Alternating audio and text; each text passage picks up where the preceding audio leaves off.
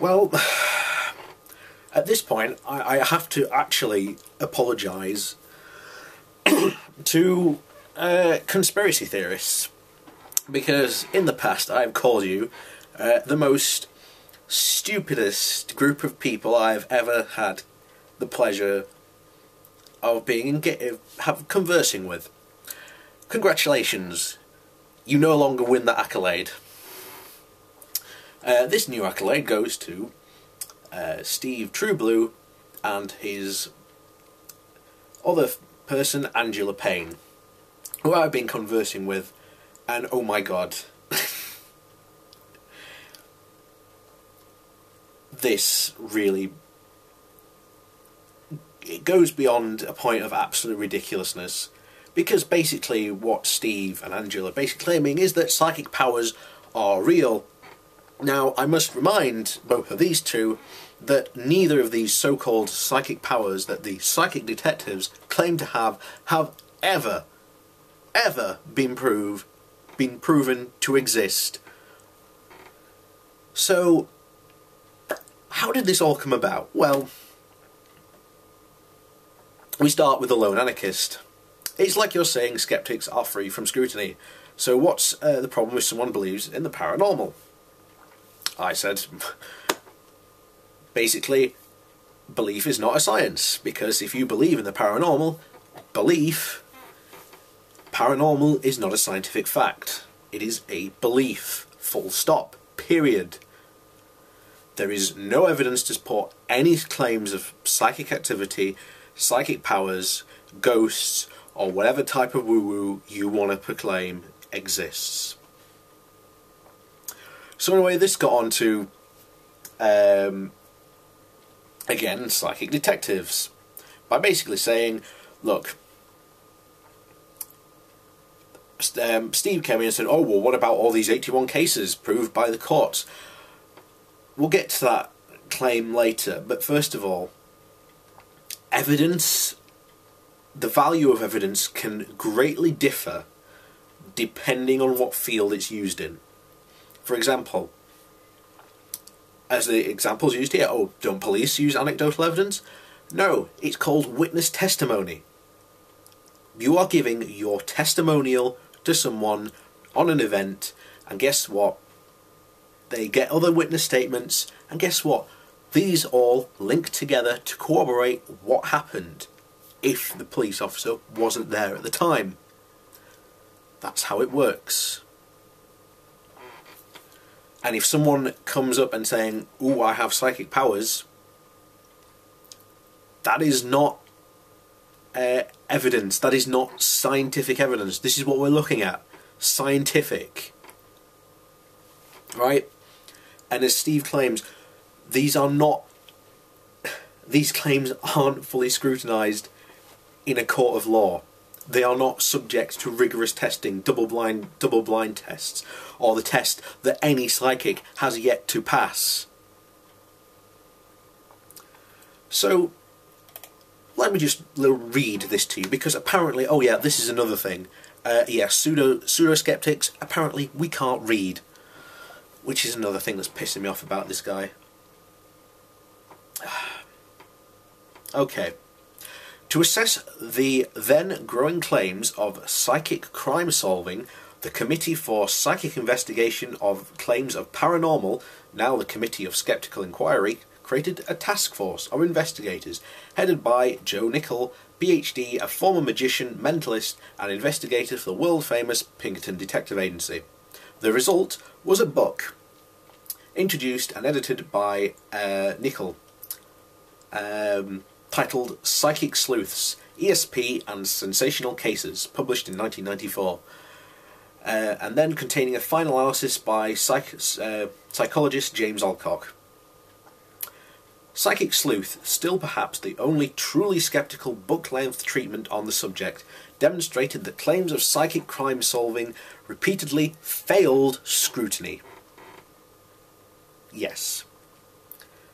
Why did it fail scrutiny? Let's continue reading, shall we? A major ploy of the claimants used was a technique called retrofitting,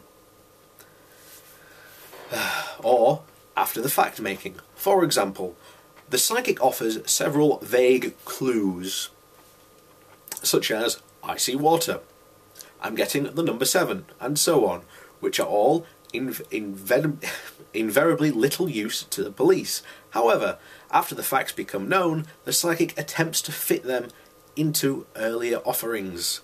For instance, the corpse may have been near a stream, a pond, or a lake, or a body of water, and the number 7 might seem to fit in, pointing out the location was 7 miles out of town, or off Highway 7, or 27, or the like. I'm going to say, retrofitting has duped even seasoned homicide detectives.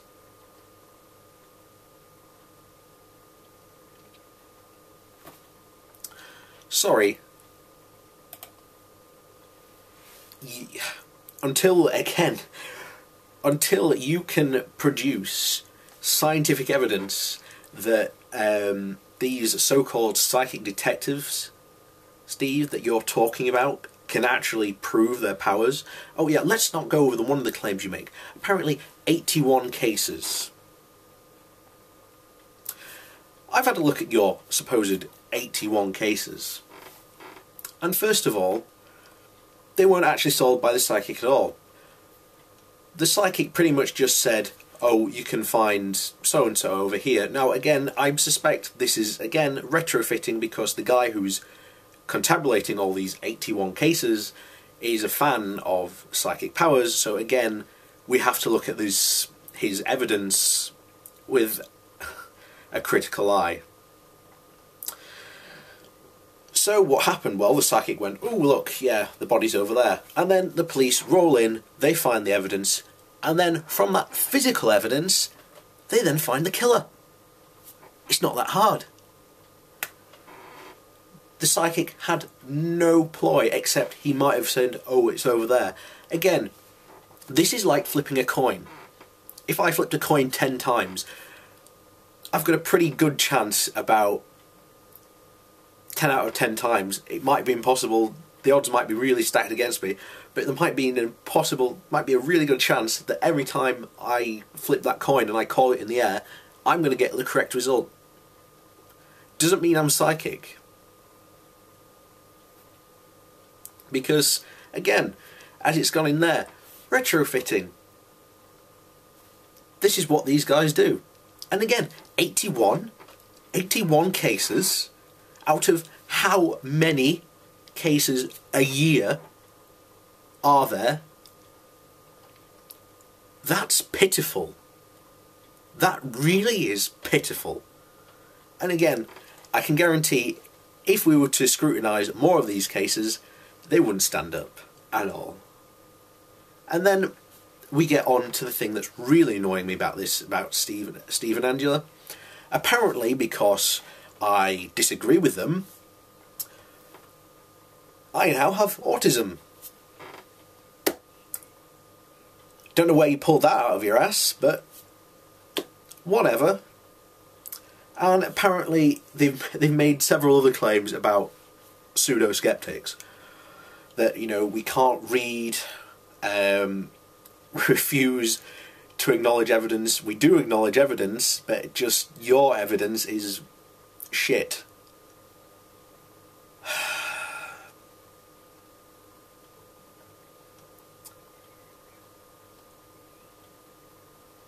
It's absolutely ridiculous. I'm sorry. Anyone who believes in this absolutely, you know, psychic detective bullcrap is ridiculous. If psychic powers were real and were proven, if they were real, they'd be very easy to prove, the police would actually be hiring psychic detectives. Crimes would be solved instantly. In fact, getting away with crimes would be almost impossible, because think about it, when you commit a crime, the person's ghost will be going straight to the police and going, so and so murdered me, here's what happened. Yeah, sorry.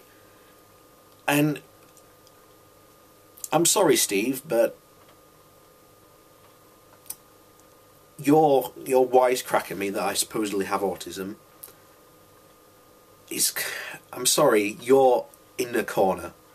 Because you see this all the time from people who believe in woo-woo, whatever. When they get backed into the corner, they say, "You're disagreeing with me, you must be something. You must have this." Sorry, you're an idiot. End of story. Full stop.